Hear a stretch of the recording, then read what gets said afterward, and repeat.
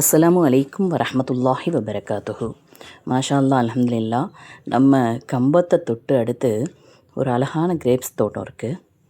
நாங்கள் குட்டிக்கானம் போகிறதுக்காக எங்களுடைய பயணத்தை முடிவு செஞ்சுருந்தோம்.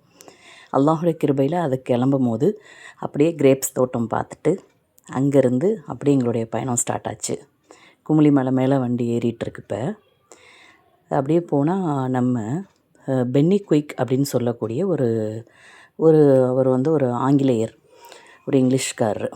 இந்த நான் ஊருக்கு சுற்றி பார்க்க வந்திருக்கிறாரு.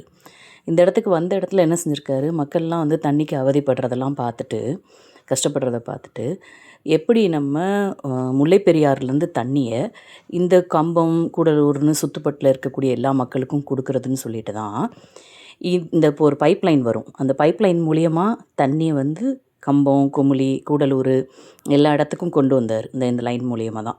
மாஷா அல்லாஹ். இது அந்த ஆங்கிலேயர் காலத்தில், பிரிட்டிஷ் காலத்தில் கட்டப்பட்டது. பிரிட்டிஷ்னாலே அவங்க ரொம்ப ஒரு அடமெண்ட்டாக இருப்பாங்கன்னு சொல்லுவாங்க. ஆனால் பார்த்திங்கன்னா அவர் இந்த இதை கட்டி கொடுத்து நமக்கு அல்ஹம்துலில்லாஹ் நம்ம ஊருக்கு எல்லா சுற்றுப்பட்டுக்கும் தண்ணி கிடச்சிது. அதனால தான் இவ்வளோ பெரிய அழகான விவசாய பூமியாகவே கம்பம், கூடலூர்லாம் மாறிச்சு. இதை தொடர்ந்து பார்த்திங்கன்னா அப்படியே குட்டிக்கானம் போகிற வழி இது.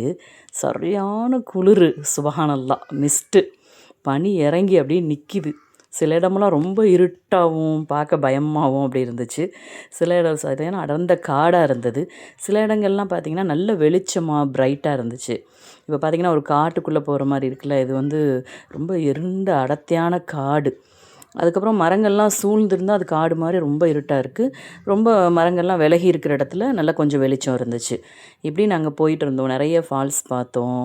நிறைய என்ன சொல்ல, மான் கூட்டம்லாம் பார்த்தோம். யானை கூட்டம் பார்த்தோம். சுப்ஹானல்லாஹ். ரொம்ப அடர்த்தியான காடாகவும் அழகாகவும் இருந்துச்சு இந்த இடம். மாஷா அல்லாஹ். இது தொடர்ந்து அப்படியே போகும்போதே நிறைய ஃபால்ஸ் வந்துச்சு. ஆனால் ஃபால்ஸ் கிட்ட இறங்கி நின்று எங்களால் ஃபோட்டோஸ் எடுக்க முடியல. ஏன்னா சரியான மழையின் காரணமாக இறங்கவே முடியலை. இன்றைக்கி போகாதீங்க, ரொம்ப நிலச்சரிவாக இருக்குது அப்படிலாம் சொன்னாங்க. இருந்தாலும் எங்களுக்கு ஒரு முக்கியமான வேலை, குட்டிக்கானம் போய் முக்கியமான நபரை பார்க்க வேண்டிய ஒரு சூழல் இருந்தனால நாங்கள் அங்கே போனோம். மாஷா அல்லாஹ். போனால் அங்கே பார்த்தா தண்ணி அப்படி நாங்கள் போன வண்டி ஒரு அரை முங்குற அளவு தண்ணி நிற்கிது. அவ்வளோ தண்ணி இருக்குது.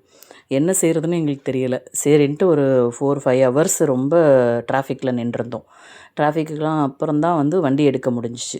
அவ்வளோ தண்ணி. உங்களுக்காக ஜூம் பண்ணி காட்டியிருக்கேன் பாருங்கள். அதுக்கப்புறம் அங்கே உள்ள மக்கள்லாம் ரொம்ப கொடை பிடிச்சிட்டு அப்புறம் தான் அவங்க அன்றாட வேலைகளை அவங்க பார்த்துட்டு இருந்தாங்க. திருப்பி ரிட்டன் நாங்கள் அங்கேருந்து போயிட்டு அங்கே போக வேண்டிய வேலையை முடிச்சுட்டு அங்கேருந்து அப்படியே கிளம்பிட்டோம். திருப்பி ரிட்டன் வரும்போதும் இந்த ஃபால்ஸ் பார்த்தோம். மாஷா அல்லாஹ். ரொம்ப அழகாக சிறப்பாக இருந்துச்சு. உங்களுக்கு ஒரு வாய்ப்பு கிடச்சிச்சின்னா குட்டிக்கானம் அந்த சைடெலாம் போங்க. குட்டிக்கானம் போகிற வழியில் பருந்தும்பாறை அப்படிலாம் நிறைய இடங்கள் இருக்குது. அந்த இடத்த ஸ்பாட்லலாம் நின்று நான் வீடியோஸ் எதுவுமே எடுக்கலை, அதனால் அப்லோட் பண்ணலை.